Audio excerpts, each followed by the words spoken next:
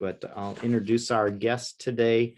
Lisa Magaña is the professor in the School of Transborder Studies at Arizona State University.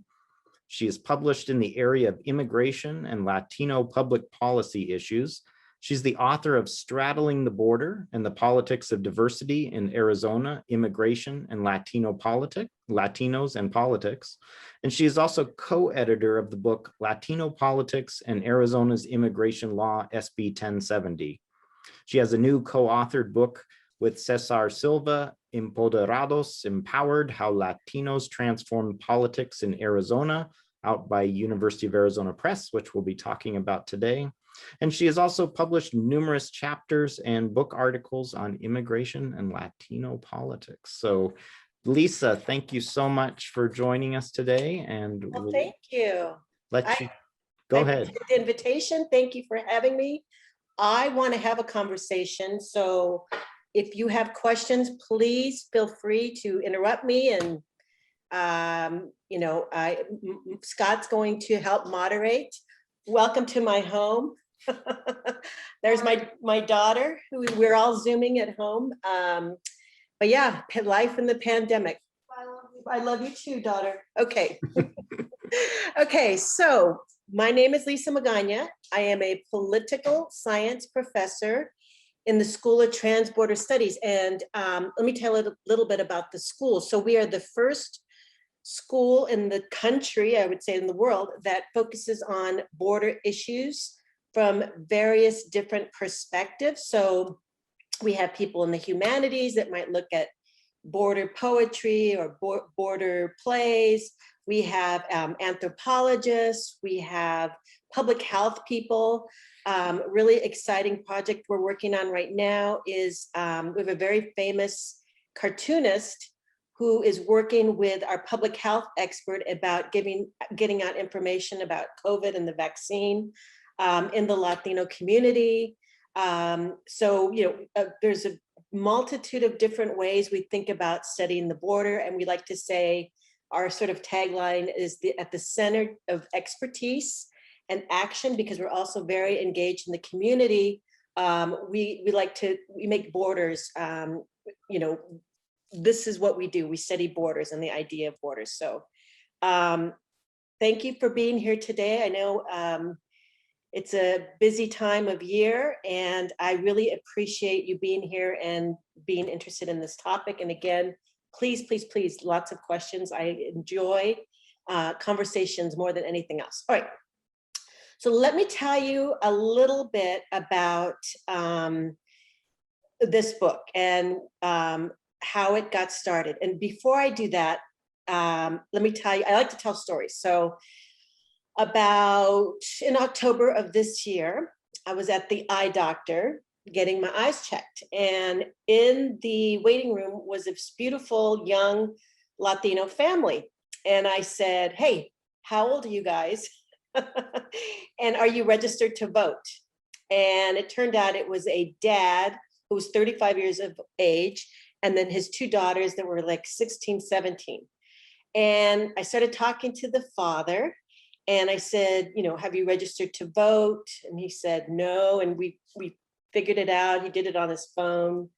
Way smart. Can you imagine though, you're getting your eyes checked and some middle-aged woman's asking you if you're registered to vote, right? Like, but anyways, so he registered to vote. He did it online on the phone. And when I came out of my exam, he said, guess what? And I said, what? He said, I just got my friend to register to vote. And I was so excited.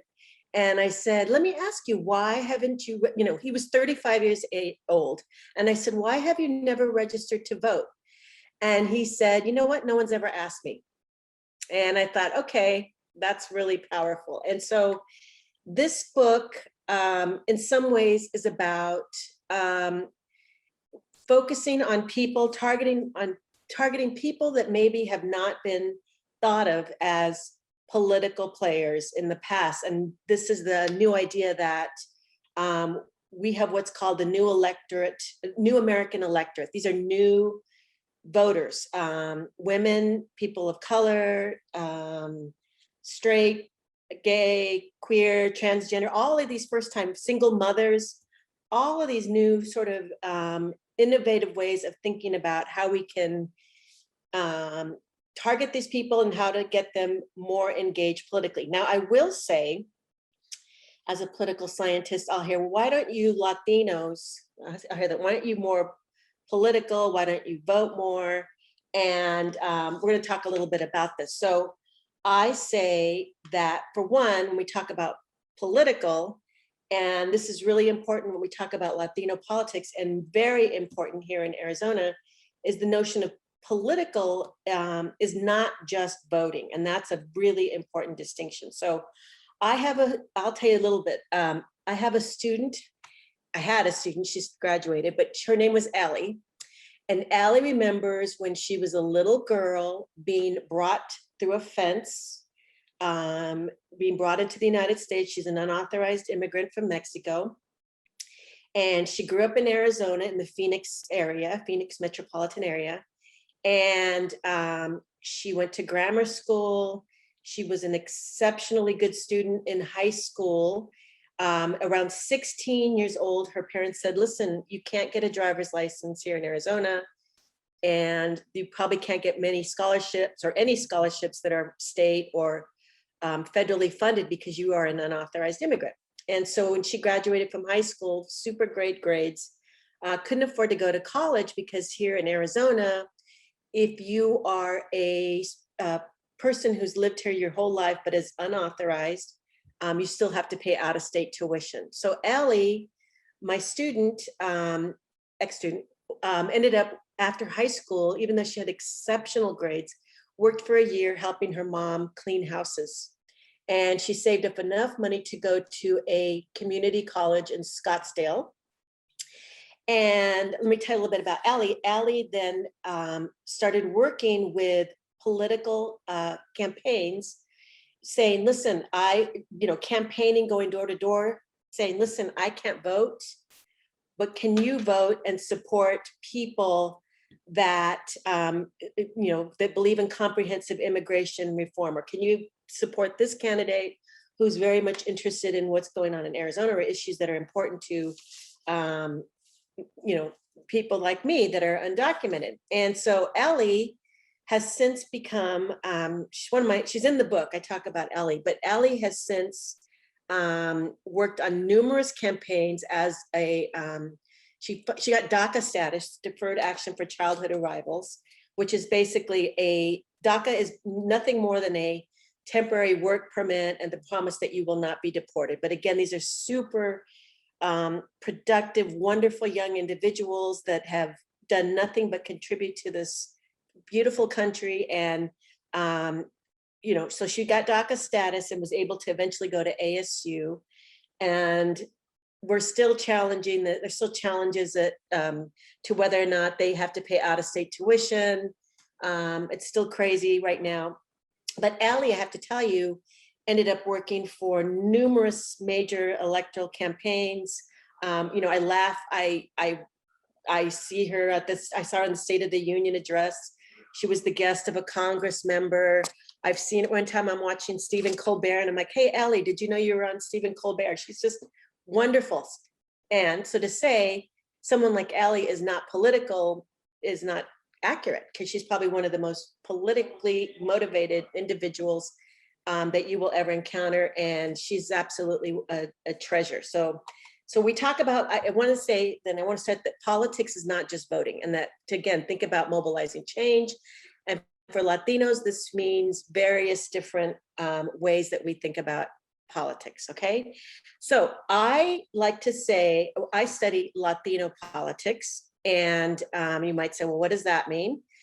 So when I refer to Latino politics, typically within the United States, people of Latin American origin, certainly doesn't mean you have to be a Latino to participate in Latino politics. It certainly doesn't mean that Latino politics refers to people that get elected that are Latino. That's not necessarily the case. So when I use the term Latino, I know you might hear the term Latinx is a new term. But in politics, we use the term, in political science, we use the term Latino politics. Okay, so I let me tell you a little bit about this book. So I started this book about 10 years ago. So when I hear some, I think, okay, all right. So I started this book about 10 years ago. And again, it's called Empoderados, what's empowered in Spanish, Latinos Transforming Arizona Politics. And so about 10 years ago, I started this, and I was really interested in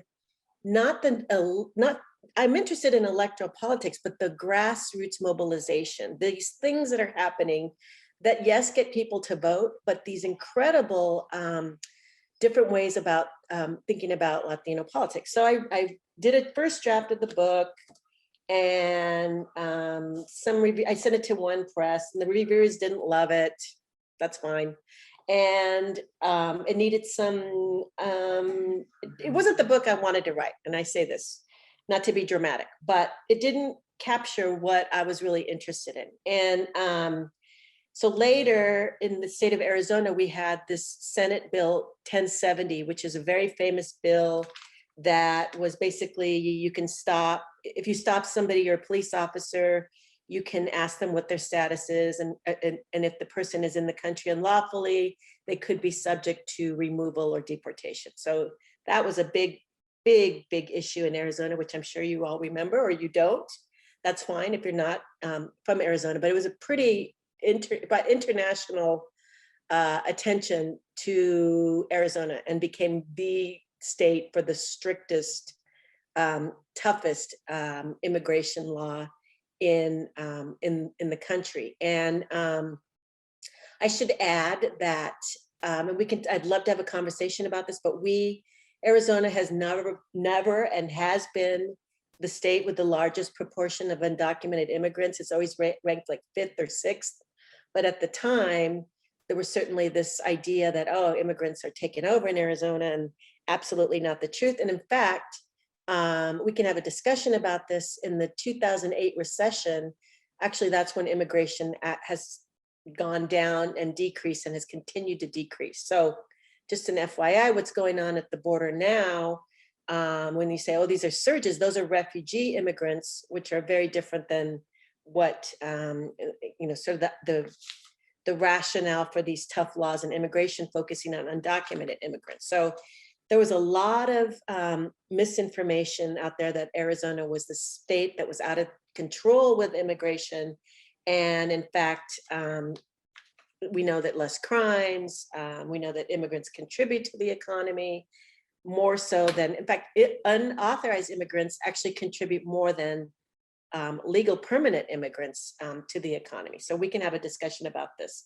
So this book got put off because we did another book. We convened a conference of experts around SB 1070, and we actually got a book out of that.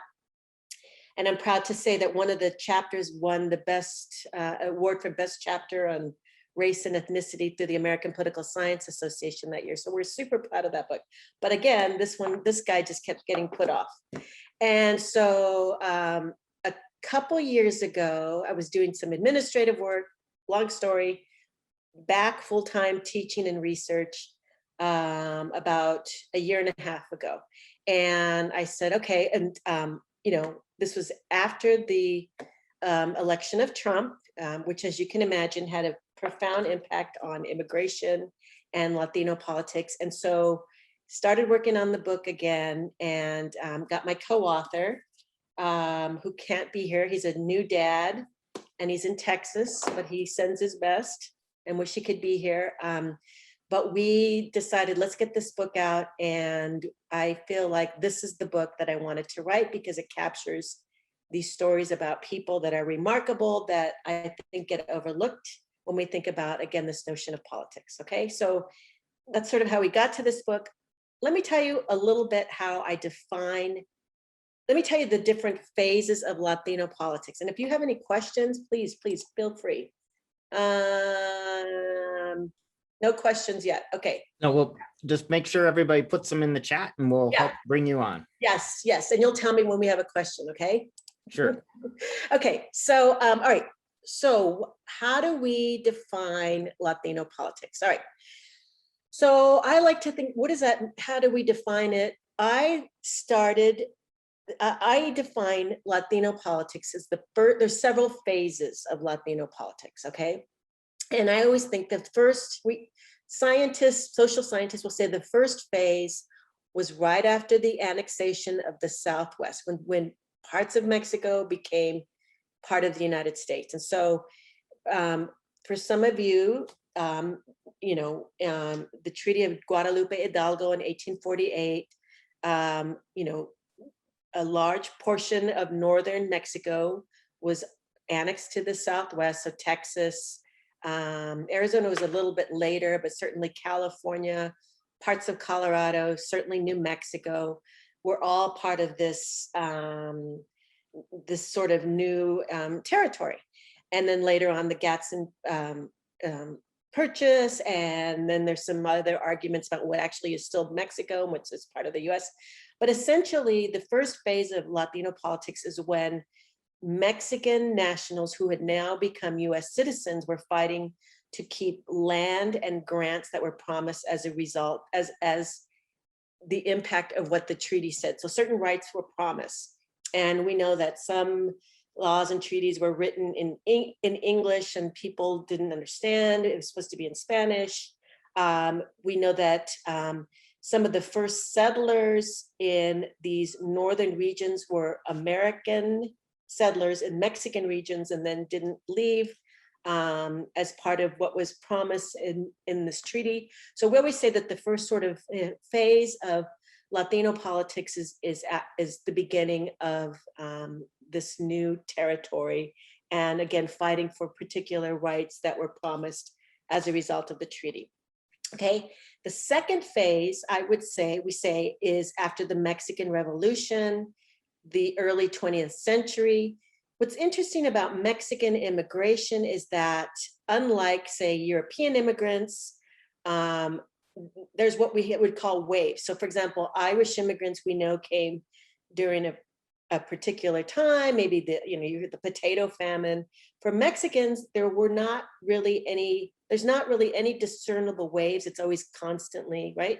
But after, in the early 20th century, after the Mexican Civil War, there's one good, clear, discernible wave. And these are Mexican nationals that would settle, and this would be in Los Angeles. So for those of you that know Los Angeles, Old Vera Street, if you know where that is, by the Los Angeles train station. This is where you have the first discernible Mexican settlement of Mexican nationals. And why this is the second phase is that this was probably the first transnational phase of politics. So we had people that were displaced from Mexico living in the United States, but still very much interested in what was going on in Mexico. So we call it, so the first transnational. And this was an important phase for Mexican or Latino politics, even though it's predominantly Mexican, we say Latino politics. This was interesting because it began what are called mutual aid societies, mutualistas, which are groups that of immigrants that come together. They provide social information, political information, where you get jobs. They're social, but they turned out to be very powerful and important lobby groups for newly settled immigrants. And to this day, some of the biggest Latino lobby groups began as a result of these mutualistas, or these mutual aid societies that came as a result after the Civil War in Mexico. And that's, we're talking about 1920s, 1930s, and again, particularly in Los Angeles. In the 1930s, there is what is called the Great Repatriation. And for those of you that don't know what that is, it was during the Depression and in the 1930s. And Herbert Hoover attributed the high unemployment rate to Mexican nationals. So in the 1930s, predominantly in California, there was what was called the Great Repatriation, which essentially stopped people of Mexican origin, and these could be US citizens that were Mexican American or people from Mexico in predominantly Los Angeles, but they'd say, okay, do you have any documentation? No? Okay, so then you were put on a train and shipped to the interior of Mexico. And that was in the hundreds of thousands, this was a real, obviously, big disruption in the lives of Mexican Americans, particularly in California and particularly the Los Angeles area. And this is fun because one day, no, I'll tell you this later. Okay, so the next big phase of Latino politics, okay, after the annexation, then after the migration of Mexican nationals to California, after the Civil War, the third, this was a big one, and this is I'm gonna say this is the same for African Americans as well, was World War II. And World War II was a big deal for generally in politics for people of color. And I'll tell you a few reasons. So one thing in World War II, that if you were a Mexican national and participated in the armed services, you would get immediate citizenship status, or you would be on the track to become a US citizen. This doesn't exist anymore. They don't have that anymore, right? So that was a big deal for Mexican nationals that participated in World War II. Next, for those that participated in the armed services, they got what was called GI Bill. And these are monies which we have today. These are monies for participating in the armed services. So many first-time African Americans, Mexican Americans went to college. So we have our first sort of generation of college educated Mexican Americans and African Americans. And then GI Bill also was interesting because, excuse me, it created a migration from barrio or poor areas to more suburban areas. So what happened is that as a result of the armed services, people would travel and see that they didn't live in the greatest area. And so, for example, my dad, who lived in Los Angeles, because of GI Bill, was able to move out of this kind of bad area in Los Angeles into a more suburban area in east of Los Angeles. So yes, a Chicano from East LA. I'm a cliche, right? So yeah, my dad, that was part of his process. And so the GI Bill, or the World War II, had a profound impact in creating sort of these first generation of, again, educated. It helped in terms of upper mobility. We started to see some of the first Mexican Americans elected to office in Texas, more so than any other state. California as well, but Texas was always sort of a little bit more ahead on some of these issues. Now, here's a fun fact for you guys, that New Mexico in the country has proportionally the most Latinos in its state. So, I mean, it's a smaller number of people live in New Mexico, but proportionately, it's a high proportion of Latinos that live in that state. And so there's been studies on, because there's such a high proportion, there's been a lot more number of Latino elected officials in New Mexico than, say, relative to other states. And that, again, because of proportion and because they have a long legacy of always having elected officials that are in fact Latino. So that's kind of a fun fact. Okay, so 1940s is a big, big deal. All right. In the 1950s, a couple things happened. And we had, I would say, I like to call this popular sentiments of ideas and beliefs that may not necessarily be valid, but are important and definitely influence. So like a good example would be popular sentiment: immigrants use welfare, which immigrants can't use welfare. If they're in the country unlawfully, you can't get welfare. But so that kind of belief. Or immigrants commit more crimes, and we know that's not true as well. But again, beliefs about immigrants. And so in the 1950s, we had returning service men. We had the idea of national security was certainly a big deal at the time in the 50s.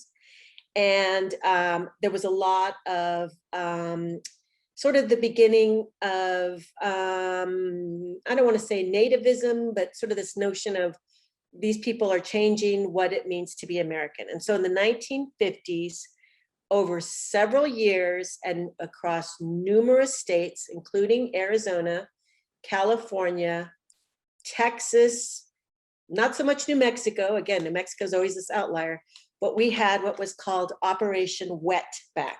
And yes, that's what the official name was.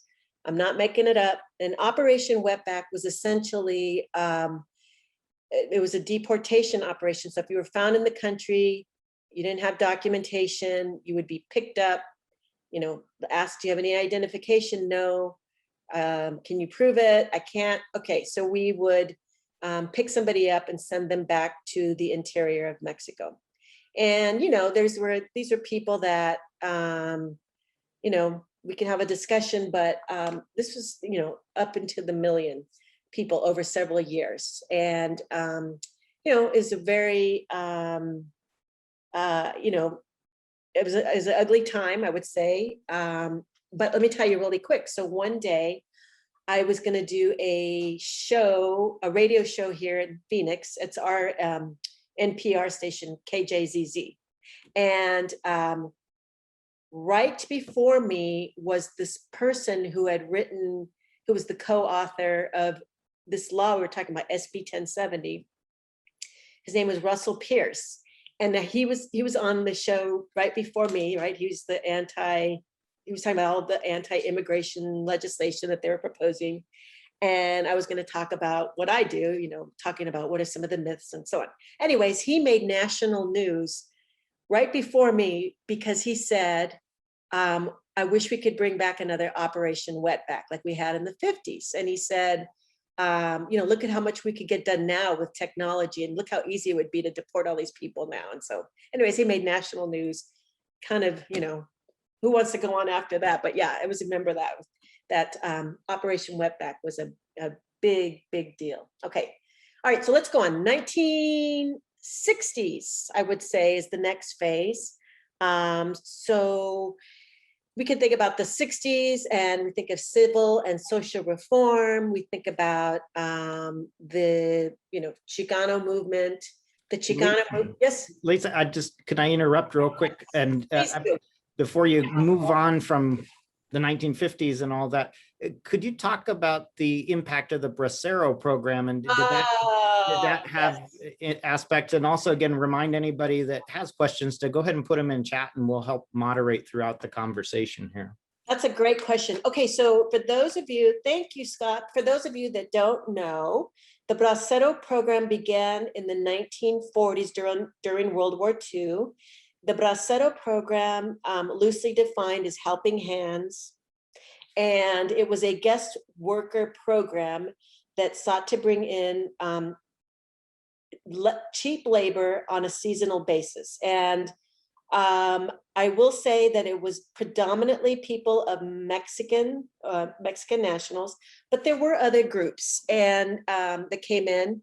And also not known is that Puerto Ricans also came in, which Puerto Ricans are US citizens, but Puerto Ricans were also brought in during World War II.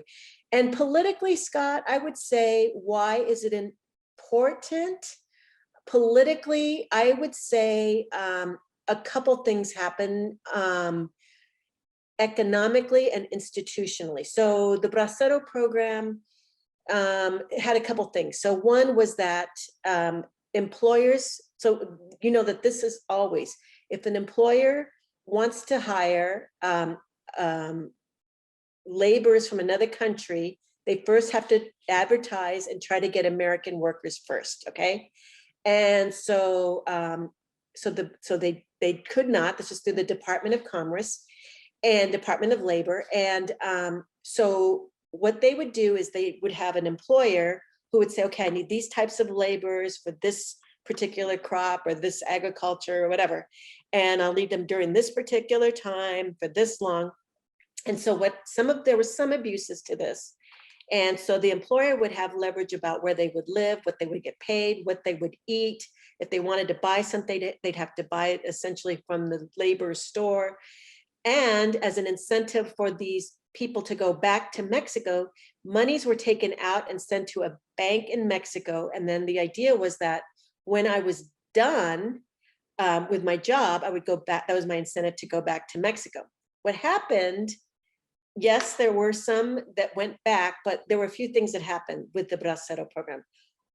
One is that, so these were very rural types of jobs. And at the same time, when all this is going on, economies became much more urban, where urban areas were able to better absorb these migrant workers. So some of these braceros ended up migrating to urban areas where they stayed, right? They didn't go back. And part of it was because the economy shifted and that we needed more people in urban areas, right? And manufacturing jobs, right? Post-industrial, very industrialized jobs. We needed cheap labor, cheap immigrant workers. And the other thing is that, one thing about the Bracero program, and by the way, these exist all over the world. A classic example is in Germany, we have Turkish. They have Turkish guest workers, right? And so what happens is so there's this idea that somehow if it's temporary, it's going to discourage unauthorized immigration. And when in fact happens is people fall in love, they create families, and that absolutely doesn't happen where people go back. And so there were some that went back, but we know that definitely shifted where people went from rural to urban and then essentially stayed in core areas. And so you'll see, Los Angeles or Chicago or Houston or big immigrant cities, you could go back and trace those legacies to partly when this was part of this after the Bracero program. I don't know, Scott, is that enough? Did that help? Yeah, and we have a follow-up question from good. Leslie Bailey. If you'd like to unmute yourself, Leslie, and Hi, Leslie. I just wanted to know if undocumented people can serve in the armed forces. I would assume not, but yeah, I mean, my understanding is you cannot. You have to be at least a legal permanent resident. However, I know some that have. So for example, as part of DACA, the Deferred Action for Childhood Arrivals, some kids have participated in the armed forces, and they weren't actually technically supposed to, but they have, and so they do consider that. So to answer your question, they can. Formally, that's not, unless somebody else knows better than me, but that is my understanding, Leslie. And during World War II, was that the case? Or no, was that... World War II, you did not. You could be unauthorized and you just participated, and that would definitely facilitate. But again, these aren't huge numbers. And I would say even now, these aren't huge numbers, but yeah. Wait a second, in World War II, they could serve, and so they could get the GI Bill? Yeah. Yes. They could, even if they were undocumented. Yes. And my dad, for example, that was part of his experience. And I guess part of the Bracero question I had was related to that too. I was wondering how many people from that program might have come into the armed forces as well, or if that was primarily separate. Yeah, I haven't seen anything on that, Scott. It doesn't mean it doesn't exist. I just haven't. That's a good question, though. We've got one other question that's actually related to something you'd mentioned earlier. Gail Camaras, if you'd like to unmute yourself and ask your question. I wondered about, you used the term Latinx, and I know that's become somewhat politicized, and I wondered what your thinking was on that. You know what, Gail? I would say,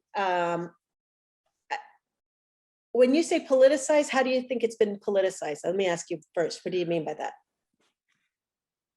I've heard some pushback from the right about how that's part of, the elite speak, so forth, and also some pushback from Latinos that say we don't use that term. Yeah, that's a really good question. So, okay, so I teach various classes, but one that I do teach, and I don't know if this will help, but one class I teach an intro to Latino studies, which is one of my favorite classes because these kinds of questions. And so I grew up in LA, and so I use Latinos, but I would say somebody that grew up in Texas might say Tejano, or somebody in New York might say Boricua. Somebody might, right, use Hispanic, somebody likes Chicano. And I would say that you use the term that you identify with. And so for some, that's what they identify with. And my understanding is they like it because it's gender neutral. And, but, you know, for example, when I wrote this book, they said, do you want to use the term Latinx? And I said, no, not because I'm offended, or it's just that in the political science research, we use Latino politics. But you know, it's just like any other new term. I'm sure it's new. And I remember years ago when Latino was like, wow, that was, you know, new. So, yeah, so I don't know, Gail, excuse me, I don't know that, I mean, that's just what I use. That's because again, that's how my influence and my terminology. But you know, again, I remember there was years ago, I was in graduate school, and you know, the presumptions about, okay, what's a real Latina, or what's a real this, you know, so, and everyone kind of identifies how they see themselves and how they're raised. So I don't know if that answers your question. So I don't have a problem with it. I don't have a opinion, but I definitely know that there's some pushback that, yes, I've heard that it's an elitist comment or elitist sort of thing, and that people that wouldn't use it. But you know what's interesting is that, so the Pew Research Center, which is the best, I think, for terms of research, most people will say not Latino, blah, blah, blah. They'll say I'm Mexican American, or I'm Puerto Rican, or I'm Cuban American. They don't even use Latino when they define themselves. So go figure. Thanks so much.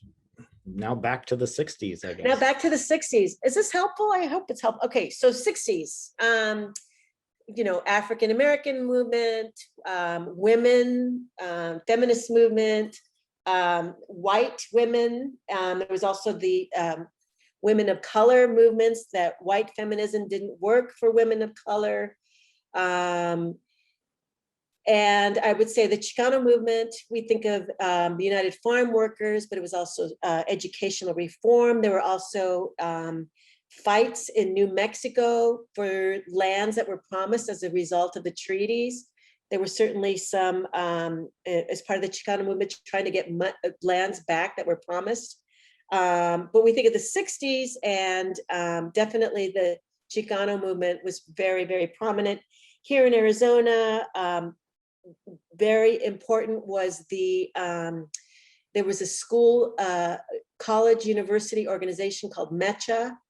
And I'm sorry, I can't, somebody knows what it stands for, I forget, I'm sorry. But MECHA is a college organization where Chicano students very much were engaged, and some of today's elected officials started out in MECHA here in Arizona universities.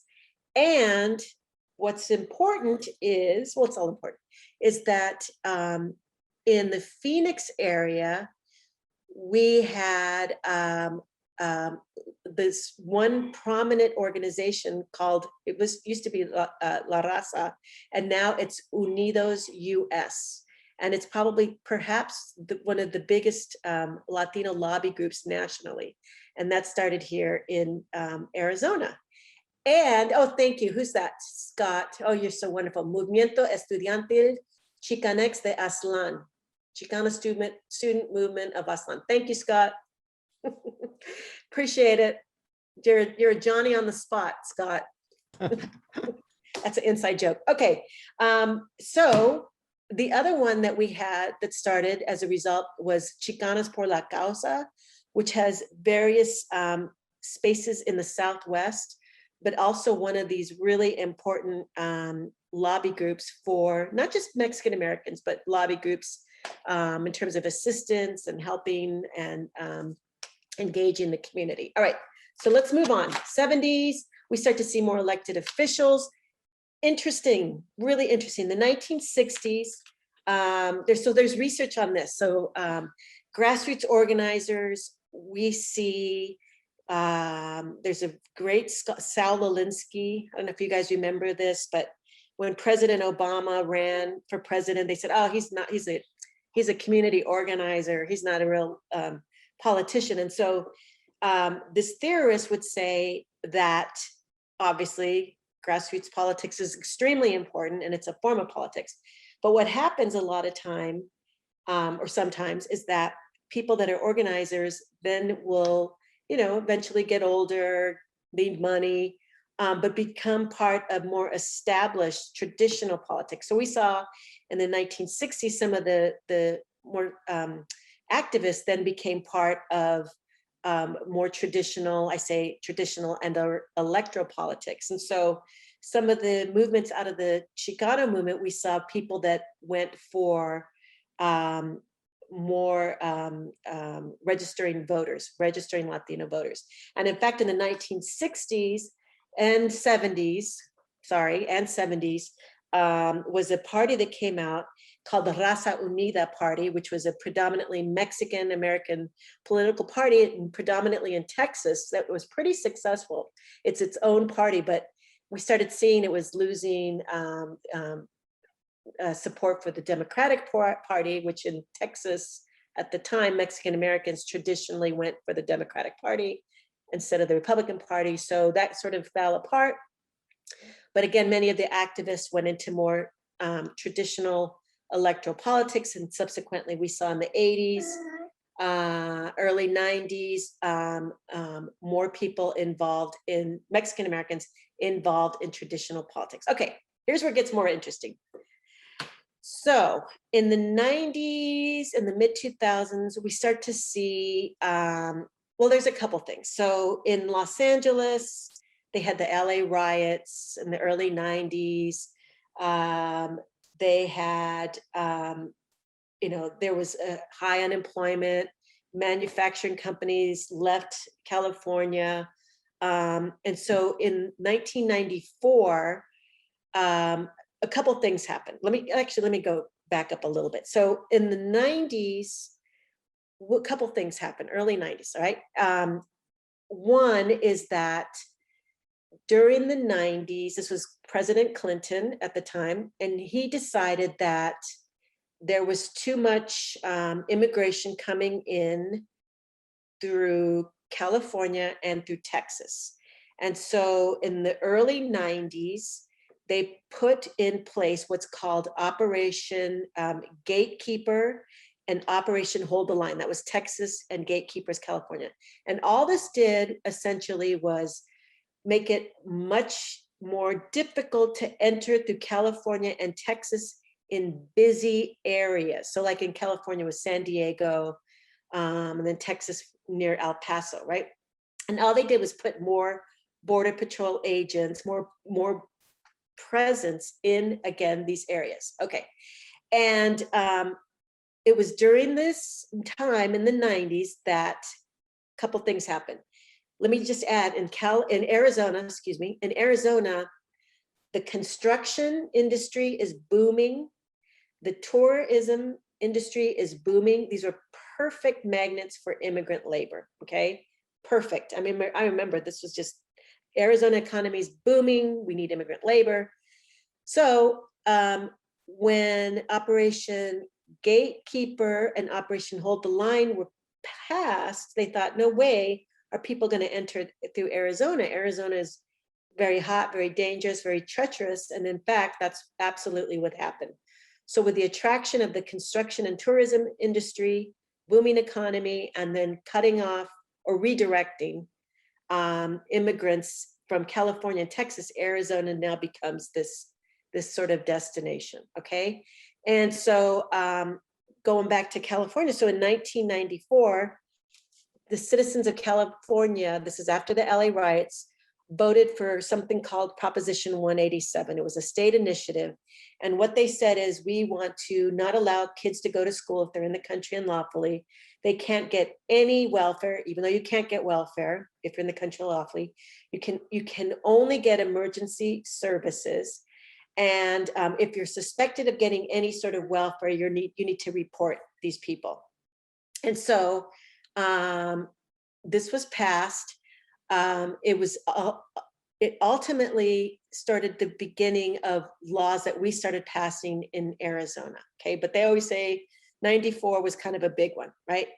In California. And so we start passing our laws here in Arizona. Okay, so here's where I say, so the 90s to the 2000s is where there's a dramatic shift in Latino politics. Okay, and it's at this point where I see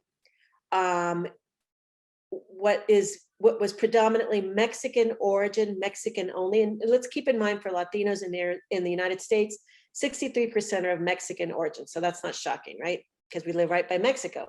In fact, the second largest, do you guys know what the second largest Mexican city is? People made up of Mexican origin, not Mexican Americans. Do you know what the second largest Mexican city is? Anybody want to guess? Los Angeles. Yes. Second largest Mexican city is Los Angeles. These are people from Mexico, not Mexican Americans. So as evidence of, right, this sort of, this binational culture from which we live in. Okay, so in the 90s and the early 2000s, this is what happens. Okay, yes, I will get to your question right now, Leslie.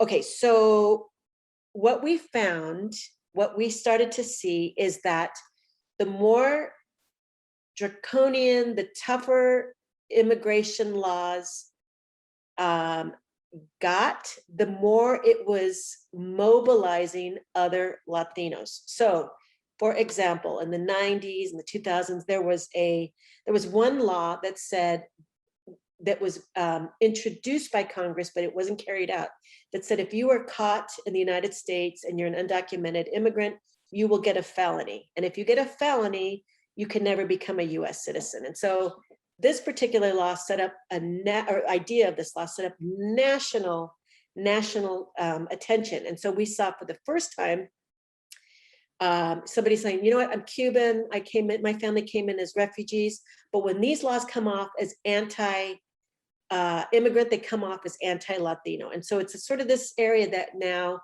we saw Mexican, Puerto Rican, Cuban, Venezuelan, Shakira from Colombia. I mean, we saw national, international Latinos now very much interested in these immigration laws. So it was kind of counterintuitive that these laws that were passed to sort of suppress politically these groups that actually served to mobilize and galvanize Latinos. Okay, so let me stop here. Let me see. I have some questions. Scott, what do we do here? I'll get Leslie on here. And, okay, Leslie.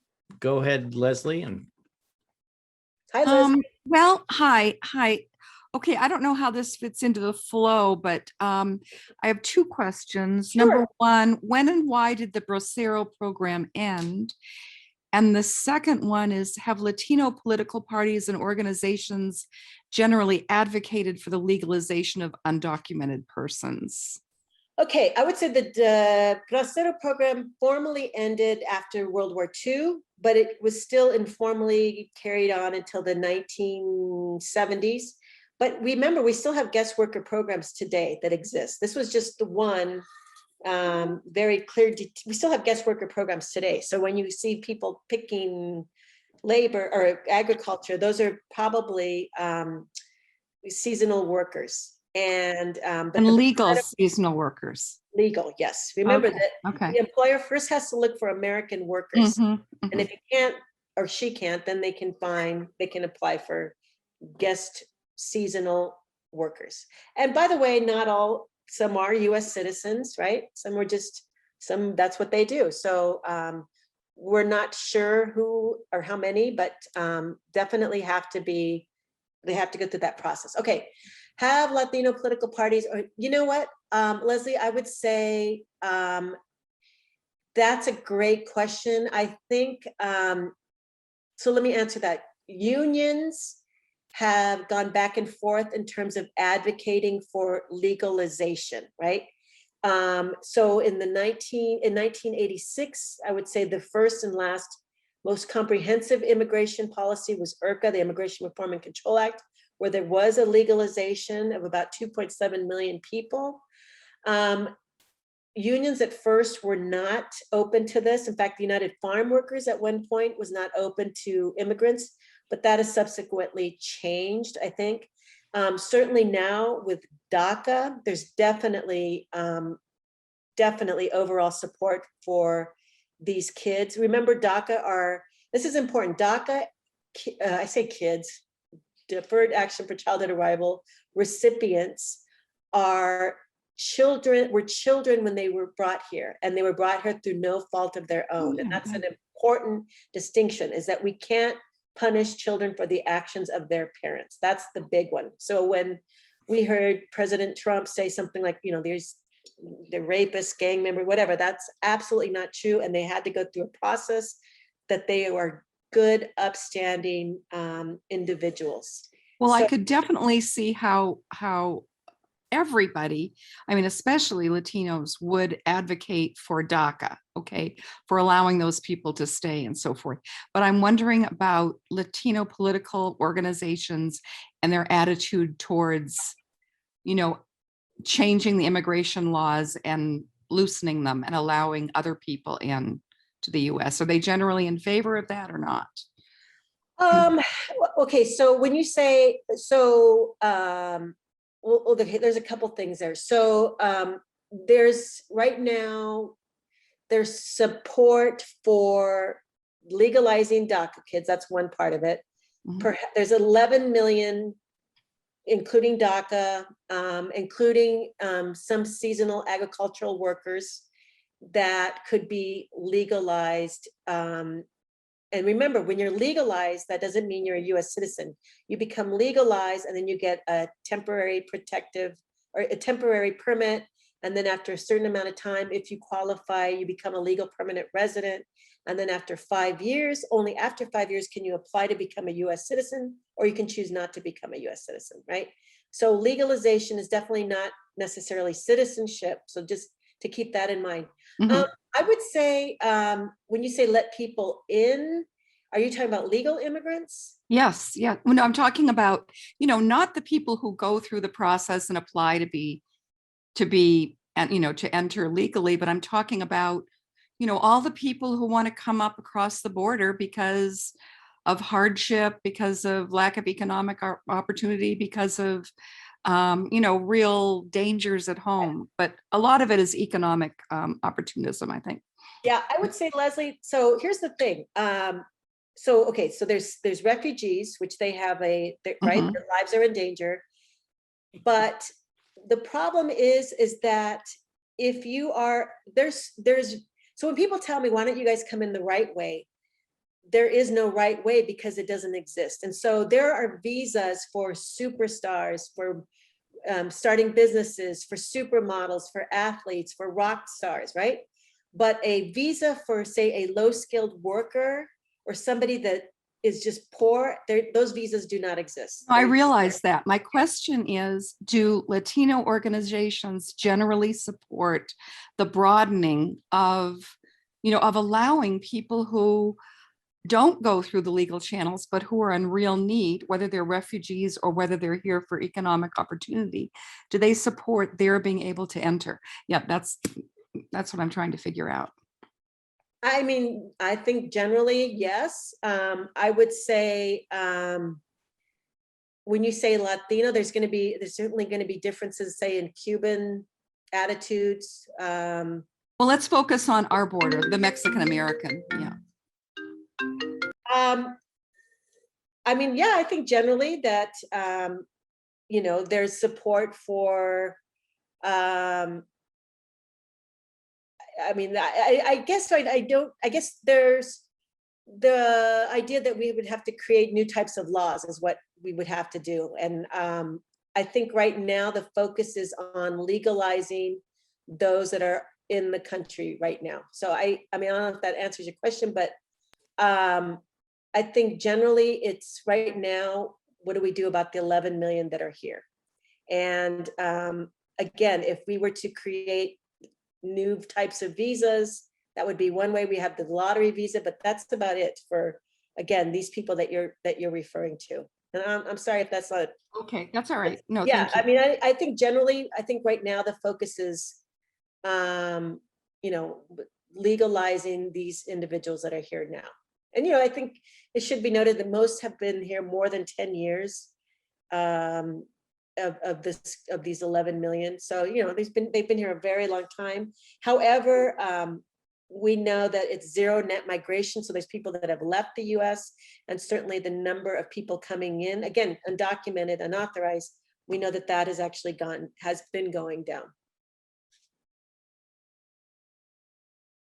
Okay, thank you. You're welcome.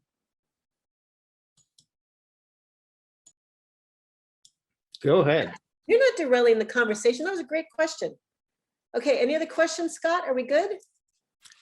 We're good for now. Okay, so let's go.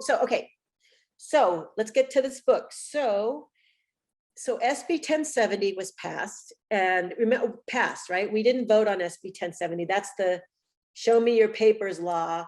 And, you know, let me just say that we don't ever forget that any immigration law has to be passed by the federal government.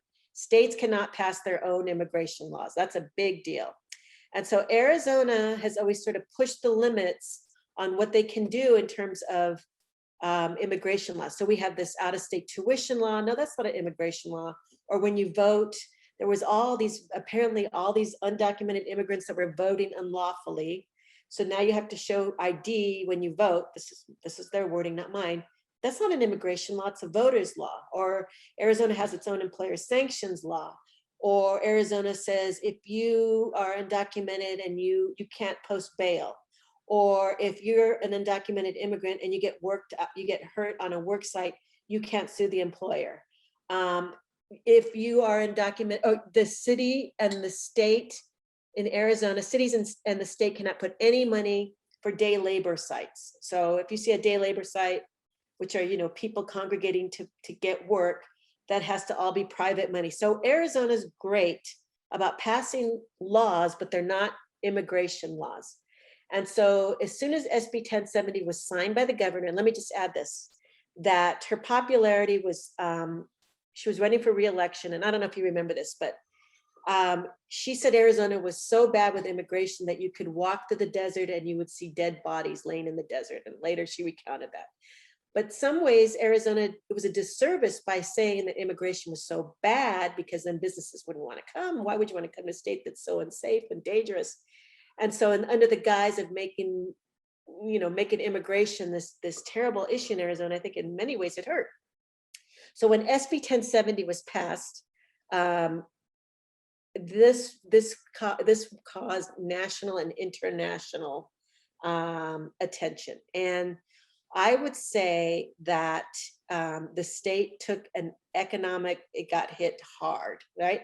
So conferences were canceled, concerts, boycotting, state lost millions and millions of dollars in tourism. Kind of what we're seeing right now happening in Georgia. You know, that people will pull their businesses from the state, and it really hurt the state.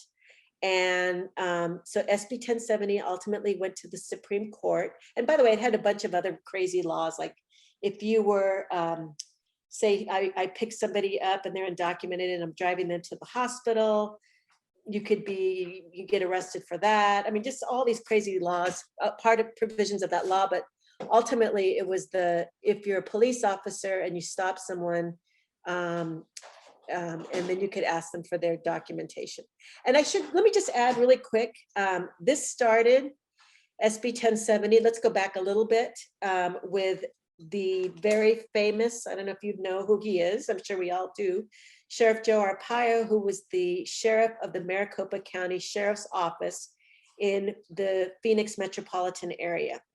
And so there was a little law that was passed in 1996. I'll make this really quick, I promise. That said, if you were a special officer that was trained under what's called 287G, you get the special training. Only then, if you arrest a super bad guy, like a rapist, a murderer, a smuggler, somebody really bad, only if you're trained and only when you arrest them, And only if it's a really bad offense can you ask whether or not they are a US citizen or in the country legally. And so what happened in Maricopa County, they went crazy, and it was, you've heard about, maybe you haven't, but the, racially profiling, stopping people for dumb ideas like a broken tail light, or you didn't turn your signal on, and just, they do these things called crime suppression sweeps, where they'd go to areas that were predominantly of people of Mexican origin, and they just stop and detain people. Violated numerous, right? The Justice Department came in, definitely violated civil social rights. And when 287G was essentially stopped in the Maricopa County's office, it's then that the author said, well, we can't do this in Maricopa County anymore, so let's make this a statewide initiative. And so that's when SB 1070 was passed and became a state law. And so right now, it's still the law in Arizona, but police don't really want to touch this, because you can imagine how it gets very tricky if you are seen to be racially profiling. And I will add that police have in the past liked to keep policing and immigration activities separate, because, so for example, I'm in an abusive marriage and I'm in the country unlawfully, I would maybe be afraid to call the police for fear I may be deported. So the police and immigration activities have always, they've liked to keep them separate. So for example, in Tucson, I remember having interviews with police there and saying, we don't like this 287G because we want to protect our relationships that we have with our Latino community, right? We want them to feel safe if they have to call the police. So okay, here we go. So we're getting done here. So SB 1070 was passed, and as a result of SB 1070, again, we're seeing more and more groups galvanizing, mobilizing, organizations, students, churches, all under the guise of objecting and organizing against these pretty tough immigration laws. And so after SB 1070 is passed, there is a initiative, there's money that's given to this organization called One Arizona. And One Arizona is this umbrella organization that oversees smaller grassroots organizations. And the purpose of these organizations is to politically galvanize communities of color, to organize these communities to get voter registration out, to get communities to be more engaged politically. And like I said, first time, like I go back to my story with the eye doctor, no one's ever asked me. And so we saw One Arizona has continued to grow. And so the number of Latinos, first-time voters, continues to go up. In the last 3 elections, we've seen immigrant activists also part of this. Like I talked about, my student Allie, very much engaged politically. She runs an initiative now for the state. She's amazing. But again, to engage Latinos in various different ways. And so in this book, we looked at, how and why are these first-time players getting engaged? Many would say, you know what, I couldn't vote before, I'm going to become, so we saw, this is interesting, we saw people that were legal permanent residents that became US citizens for the first time. And the number one reason why people change their status from legal permanent resident to US citizen is because, guess what, I can vote and say, I've never wanted to vote so badly before. I want to vote to get this guy out. I want to vote for, immigrants, blah, blah, blah. And so we saw that. We saw women very much, suburban women very much engaged politically, much more so than in past elections. And so what happened in this last presidential election, and it's in the book, what happened here in Arizona, so Arizona, I will say, is not a blue state by any means, okay? But what happened in Arizona is that in Maricopa County, which is the Phoenix metropolitan area, most people that live in Arizona live in Maricopa County. I think it's like, I think 4 million out of the 6-ish million And so in Maricopa County, we've had migration from other states, right? Because Arizona is a cheaper place to live than, say, California. We had in terms of, I'm talking about the presidential election, by the way. What we also saw for the first time, used to be Arizona predominantly Republican Party, but in this last election, it's shifted, and in Maricopa County, okay? So what we saw happening is that it's now a third Republican, a third growing Democratic base, and really interesting, a third independent. And we're seeing that the independents were Republicans that for some, Trump was just too much. And so they're more moderate Republicans that are now aligning, they call themselves independents, so who may vote, it looks like may have voted for Biden rather than Trump. And again, women were very, very important. And of course, the growing Latino constituency that we saw in Arizona. So what's also fun is that some of the kids that during SB 1070 were in high school or were in grammar school. And so we saw that for Latinos, these were the first time voters, first time, have been very political, but again, this is maybe the first time that we're seeing them vote. And so this new American electorate that we're looking at, I think is the future. And I think what we see happening in Georgia, very similar. There's been a new voters, getting people of color engaged, making them feel like they're part of the political process where they've been overlooked before, or just assume they're going to vote one way or another. So we're seeing these very powerful movements in terms of engaging this community. And so we end our book with a terrific advocate. So let me just tell you one story, another story. So another one of the persons that we interviewed, his name is Carlos Garcia. And Carlos was one of my students. I always tell him I'm his favorite professor. He doesn't, I agree, but I always tell him that. But Carlos was a very, very successful advocate in the immigrant community. He ran an organization called Puente. And, he'd go and, just engaged and, picked people up and held events, and just a very successful organization called Puente. Well, Carlos is now Councilman Garcia. He's now a city council member in the city of Phoenix. And I said, well, why, Carlos? And he says, we got to be, yes, grassroots politics is important, but we also be at the table as well in the traditional politics. And so, we're seeing, again, this whole notion of what does Latino politics mean? Just really, really fascinating and engaging. I see the Arizona case study happening in lots of states where migration and demographic changes are, changing what we think about when we think about politics. And I will stop here now. And I hope there's some more questions, but yeah, that's sort of what we're doing in this book. And, I'm proud of the book, but I'm more proud of the people that we interviewed in it, because there's some remarkable, way braver people than I've ever been. Some really amazing people. So thank you for listening to me. Thank you, Lisa. And Appreciate it. I know we've got a question here ready, and anybody else, please put your questions into chat. But I have a couple follow-ups. One is related to voter registrations of Latinos in Arizona. Do you know what the breakout is of that in terms of Republican, Independent, Democrat? We don't, because you don't do demographic data when you register someone to vote. We have exit polling.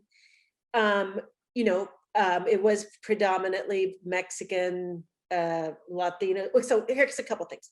So in Arizona, unlike Florida, or not so much parts of Texas, but we are predominantly of Mexican origin in Arizona. So I don't know if you heard, like in Florida, there were Latinos that voted for Trump, and it was like shocking because, of course there are Republican Latinos. And, there's the evangelicals, which are also another group that's of Latinos that's got a study.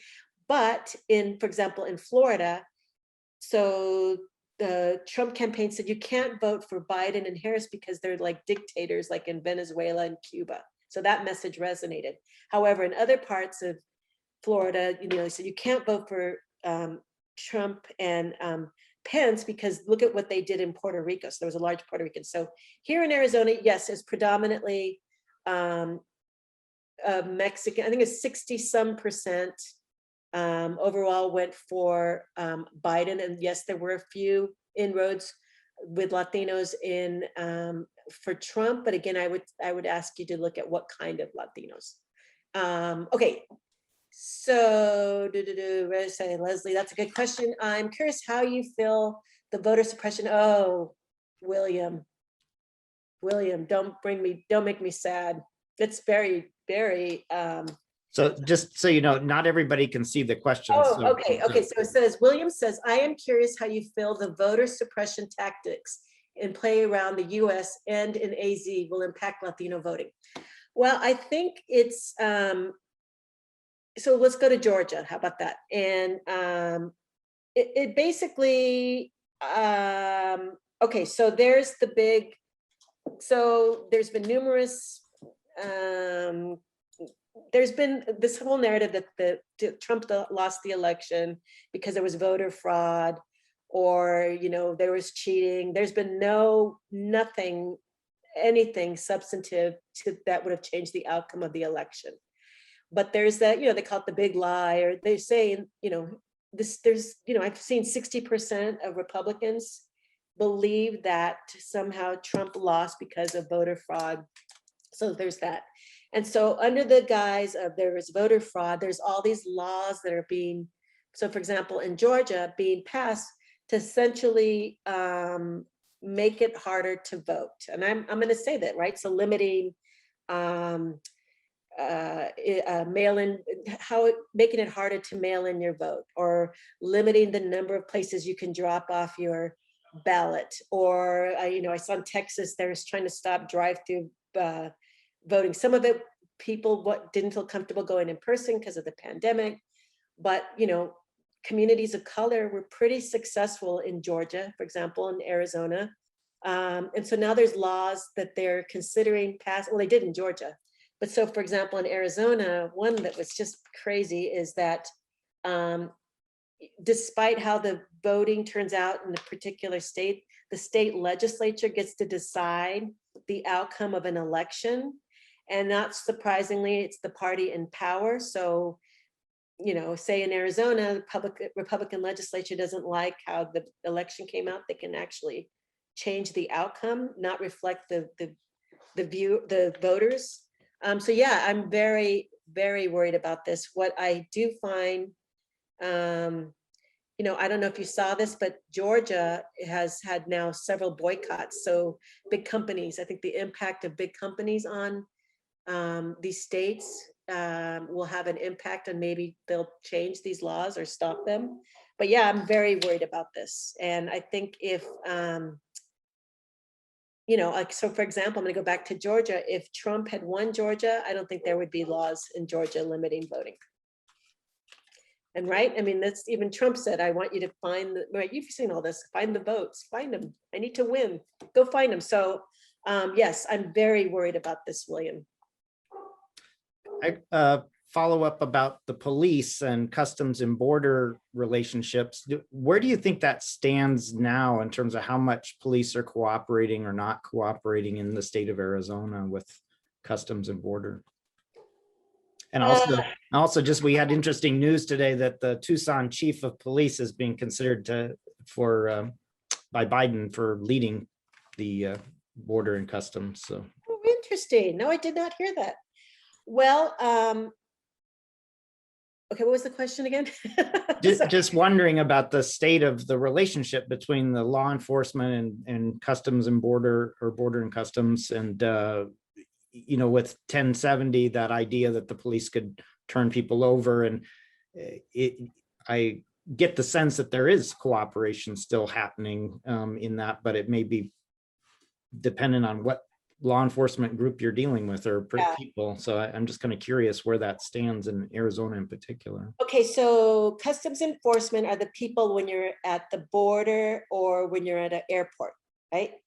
And then there's border patrol, those are the ones that patrol the border. And then there's ICE, which ICE is the more urban, you know, they'll ask for, go look at restaurants or checking IDs or doing backgrounds. So my sense, at least with SB 1070 and police, they've been kind of they haven't really been enforcing, I don't want to say enforcing it. So what happens now is if I am pulled over and I'm in the country and I'm an undocumented immigrant, I could call, say, Border Patrol to pick up this person. But if the person does, if they don't come within, I think, believe 20 minutes, then they're allowed to go free. And what happened in this last administration is that there used to be a priority. So if you were a bad immigrant, not just somebody that came into work and live, if you were, you know, there was a priority, and then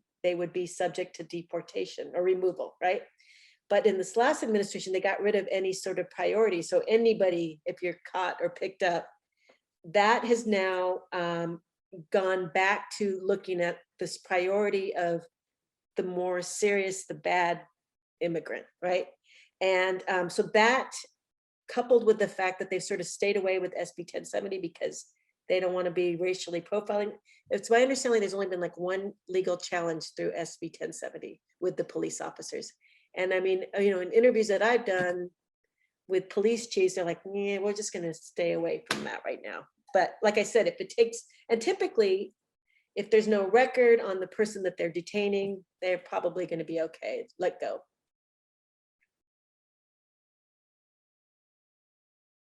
Okay, is that any more questions? Any other, yeah, I was going to just say, any other questions if you'd like to put them in chat? So where do you think we're heading next with all this, Lisa? Well, with what, the immigration or politics, or What's the next big thing in the state we should be watching for, or what we're, like you said, I guess people getting more involved in local politics, other things. What sort of direction is it heading, I think, in terms of trends? And like, I think right now I'm watching what the federal immigration is going to be, because remember, all laws, right, immigration have to be federally implemented or federally passed. But right now, it's my understanding, so we just got the COVID relief stuff out, and now is this next one is infrastructure. I think that's going to be the next one. And so I think the next ones will be gun reform, immigration, and something else. But I think that's a little down the line. I will say, I think it's going to be easier for DACA. So right now, 70% or so DACA kids have an approval, very high approval rating, which is good, right? Because you don't want to pass laws that are mean toward people that are revered, right? Or that people, we all love DACA. I mean, it's pretty high in terms of approval. For the other, for parents or not so high, we'll see what happens there. So we'll, yeah, just waiting to see what's going to happen in the next few months. But again, I think that the infrastructure stuff is going to be the next big one. And you know, so this is really fun. You asked me, Scott, I was just thinking the other day, and I can't think of her name. I think it's Debbie Lesko. Debbie Lesko. So she said that Latinos, something to the effect of, we should only give the vaccine to we shouldn't give of all the vaccines to Latinos, maintaining that basically she thought all Latinos in Arizona were undocumented immigrants. I don't know if you caught that, Scott. I didn't. But yeah, so yeah, so I just thought, wow, that's not good. Besides that, more than 90+% of Latinos in Arizona are US born, right? So, okay, Jerry has a question. Do away with the wall at border. Oh, Jerry, that's such a good question. Okay, so Jerry, am I saying that right? Jerry? Yes, it is. Okay, so did you know that the more than half, something like 60, 70% of the undocumented population are made up of visa overstayers? So these are people that came in legally, but their visa has worn out. And so this idea that people are coming through the southern border, one, we know the numbers have been going down, and two, again, they're more than likely visa overstayers. So yeah, the wall, I don't, it didn't do any, I mean, it's first also virtually impossible to build a wall across Arizona, right? And it hurts the environment, it hurts indigenous lands, it hurts natural migration of animals. It's just a dumb idea. And obviously it didn't work. So I don't, so, this idea that we fixed the wall, they were fixing structures that needed fixing. There wasn't a whole new wall. And Mexico didn't pay for it. Mexico never paid for the wall. Oh, okay. Yes, he did. This morning, Biden nominated Tucson Police Chief Chris Magna. I did not know that. So how do you feel about that, Scott? You live in Tucson, right? I honestly don't have a strong opinion about it. I thought it was interesting, again, with the angle of the police and customs and border kind of intertwining. I thought it was interesting that he would choose a police chief. Yeah. But other than that, I don't know that I have a strong feeling one way or the other, but it was kind of interesting. I just saw one other question here that this is a great question. So yes, that somebody asked about down ticket voting. And so let me just say, so Maricopa County was blue enough, right, to get enough votes for Biden, but down ticket, it was pretty much Republican. And so the Adrian Fontes, who was the Maricopa County assessor, does the voting. He did a really great job, but he's out.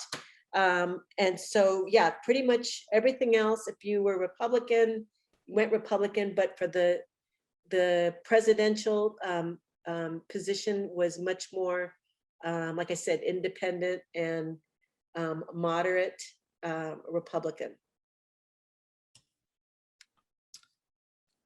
Well, Lisa, I think we are about done with our questions, but we've had an incredible conversation. This has actually been very engaging, and I really like this style. It was actually a departure from most of our speaker series. So thank you for being so engaging. And it's so hard just to sit and talk to a monitor flatly like that. So oh, yeah, it was my pleasure. Thank you, everybody, for coming to this. I know we all are busy, and I really appreciate we get to talk about my book.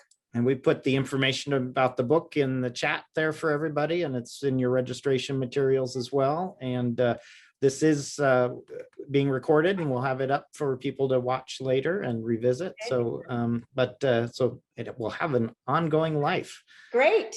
But thank you, Lisa, so much, and you're welcome back to Ollie anytime. And thank you all again for joining us today. Yes, thank you, everybody. Everybody be well and be safe and enjoy your last week of spring at Ollie, and we'll see you shortly. But thank you again. Bye-bye. Thank you. Yeah, bye-bye.